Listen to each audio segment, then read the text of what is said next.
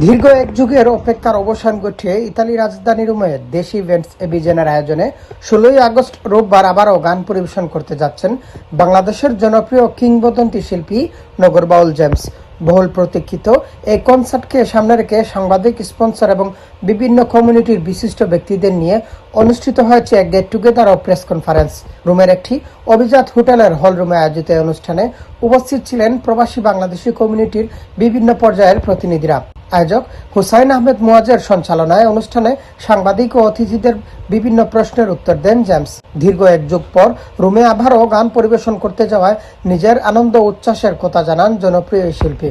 কনসার্টের প্রস্তুতি ও আয়োজনের বিষয়ে সন্তোষ প্রকাশ করে জেমস সুন্দর ও সুশৃঙ্খলভাবে আয়োজনের উদ্যোগ নেওয়ায় আয়োজক কমিটিকে ধন্যবাদ জানান। সবচেয়ে জিনিস যেটা ভালো লাগছে রোমে যে খুব অর্গানাইজড, এখানে মানে সব কিছু একেবারে যেভাবে হওয়ার কথা, কোনো কমপ্লেইন করার কোনো সুযোগই পাচ্ছি না। অনুষ্ঠানে বাংলাদেশের আরেক কিংবদন্তি শিল্পী আইয়ুব বাচ্চুকে গভীর শ্রদ্ধার সঙ্গে স্মরণ করেন নগর বাউল।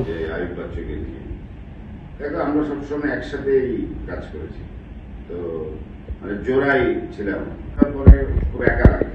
একই সঙ্গে বাংলা সংস্কৃতি ও সঙ্গীতকে নতুন প্রজন্মের শিল্পীরা আরো এগিয়ে নিয়ে যাবে বলে আশাবাদ ব্যক্ত করেন তিনি। এখন বাংলাদেশে প্রচুর নতুন নতুন অনেক ট্যালেন্ট আসছে, সামনেও আসবে ইনশাআল্লাহ। বাঙালি সংস্কৃতি নতুনরা এগিয়ে নিয়ে যাবে সবসময়, এবং আমার কাছে মনে হচ্ছে তারা আমাদের চেয়েও ভালো করছে, এবং আশা করব, মানে দোয়া করি যেন আরো ভালো।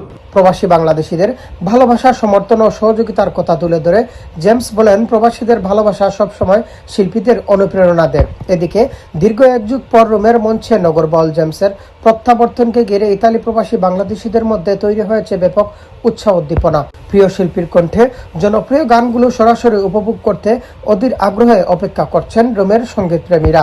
সব মিলিয়ে আগামী 16ই আগস্ট রোববার মেট্রো পিরামিড সংলগ্ন তেস্তাচিও ইস্তাতে লার্গো দিনো ফ্রিচুল্লো ঠিকানায় বিকেল 5 ঘটিকায় জেমসের এই প্রত্যাবর্তন শুধু একটি কনসার্ট নয়, বরং দীর্ঘ এক যুগ পর প্রবাসীদের জন্য প্রিয় শিল্পীর সঙ্গে নতুন করে স্মৃতি তৈরির এক বিশেষ মুহূর্ত হয়ে উঠতে যাচ্ছে। ইতালি থেকে মিনাজ হোসেন,